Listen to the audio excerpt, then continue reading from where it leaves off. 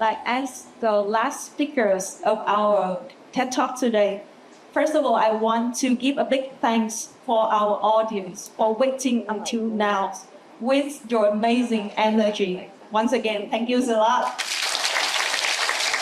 Okay, so I think I should start my speak by briefly introduce myself because some people here not familiar with me. So my name is Châu, and I'm currently a university lecturer at Hanoi University. I specialize in teaching communications and creative subjects to multimedia students.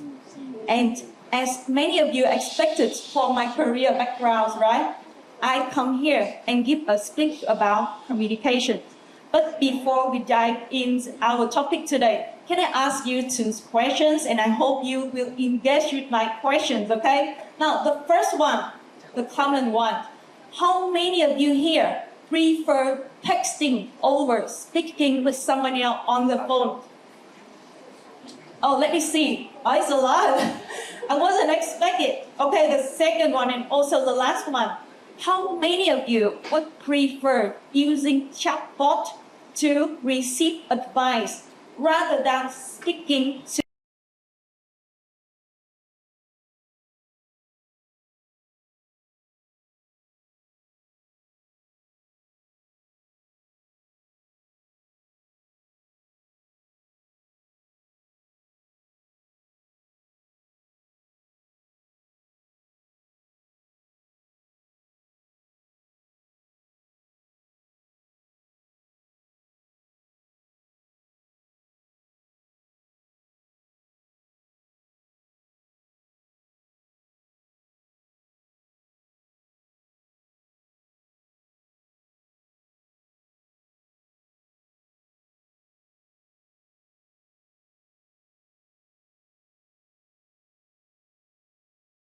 dominated by machines in our world? A big question comes to my mind. Will our nature's conversation become artificial one day? If you look at the past, have you ever asked yourself, does your great-grandparents still communicate the same ways like you do today? Now, if your family member want to gather everyone in the dinner, would they text in a group chat and say, hey, dinner times, everyone come gathering? They do that? I think they did it. But my mom really did it. You know, my mom really did it. She would text in the group, even when I'm upstairs and she's downstairs. That's cool, right? However, you know, like we're not coming here today to talk about like why people nowadays avoid talking to real humans. As someone who studied communication, I want to take a step back and look at how we used to communicate in the past and see how technology changed the way we communicate. So let's jump into the first section, okay? How humans communicate in the past. Now, more than 2,000 years ago, in the Aristotle time, people privately communicate through what way? Do you know? Of course, speaking, like how I do now. Speak in front of the public. But do you know how to create an effective communication or how to create a powerful conversation? How to persuade your audience to listen to you? You not need only a clear message, but also you need to have the credibility of the author. You see, Aristotle already systemized the communication process in one simple model. However, even when the model is simple, but it was so effective that many people still use it in modern communication and in advertising strategies now. Right. Do you know that a lot of brands now, to increase their credibility, they will collab with celebrities or expertise in the industry. if an advertisement for medicine, they feature some famous doctors, of course, it will be far more persuasive than the one without any expert endorsement, right? So we know the speakers, also the credibility of who featuring in your videos is important. But the issue is, if you too much focus on the speaker, you will also have another problem. You know, when preparing for TED Talks, I intentionally add some funny joke during my talk. And do you know, like at that time, I think that joke was funny. But when I rehearsal it in front of our audience, I usually just like right now, nobody laughed. That is the thing. The things you like doesn't necessarily the thing other people like or feel funny. However, that is just like the personal things, right? You can do it with yourself. But please don't do it when you work for the business because you don't want to waste other people's money. For example, if you just say whatever the company wants to say without caring what your audience wants to hear, sooner or later you will need to pay extra money sitting just for your promotional post. And none of us want to waste money in that way, right?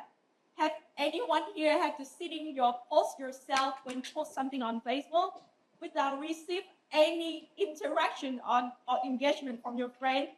Yeah, I think it's a little bit awkward, right? However, that highlights something that we need to take into consideration.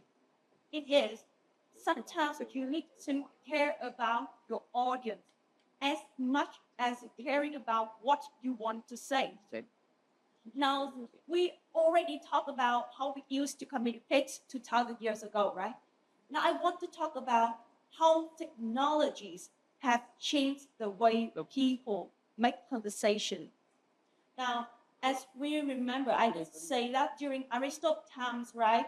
People give debates and public speakings in front of the public gathering. So it means they use the verbal language, they use the gestures, they use the eye contact, they use the tone to deliver their message. But when later come to play, now people, they need to choose the words more carefully because they don't have the facial expression to show the hidden message that they have. And next, when the telephones were invented, they bring back the vocal expressions, but the body language is still missing. And in our times, with the developments of emails and text, we began to use emojis in a catalog to present or to show something that the written word cannot show itself. For example, if you want to show your frustration, you can come up all the words. You can put some emojis to rush everyone to do the work faster. That is how we do it, right? But this highlights like the things, the problem, also the problems of news media. Now, let's talk about how multimedia, media changed the way we communicate, right? But multimedia is also another story. Because multimedia means a lot of device, a lot of media device at the same time. And it makes people easily distract from a real conversation. For example, in the past, even when your customer, even when the business communicates with their customers through the media like newspaper, right, or televisions, they cannot receive the feedback from their customer immediately. Right. But at least 20 years, 30 years ago, they still had time to read your advertisement. But think about what happened today. In a time that everyone is multitasking, Do you think like when they are playing on their phones or they're watching TV, would they really pay attention to a 15-second advertisement that pop up on their phone? Do you really think they can focus on it? It is for you. Would you? Would you? Yeah, I think so. It's me too. I just wait to skip the advertisement. And you know, it could just think in a negative way. To think, oh, multimedia is scary. You need to avoid it, right? But learn how to take advantage of the tools and take advantage of the technologies. With machines, with AI, with tons of data, we can analyze customer behaviors. If we can analyze customer behavior, we can display the right advertisement at the right times, in the right place with the right content. And trust me, it will help you to convert more the customer than you use the traditional communication way. And that's come with a possible solution how to deal with the customers in today's world, how to capture the attentions of your audience in today's world. In the words like full of media device and people not easily distracted. The secret tips here is to focus on the feelings, not the fact. If someone asks you, what's your name? How will you answer? My name is Châu. Because you ask explosive questions, so your answer will lead to a factual answer, right? But if someone asks you how your parents named you, what would you say? Of course, it's open up a story, right? Exactly, it's open up a story. Why people can engage with people and talk about their past, and they can create a story that makes the conversation more interesting. So that is important to learn, creating and making a story, okay? Another example is here.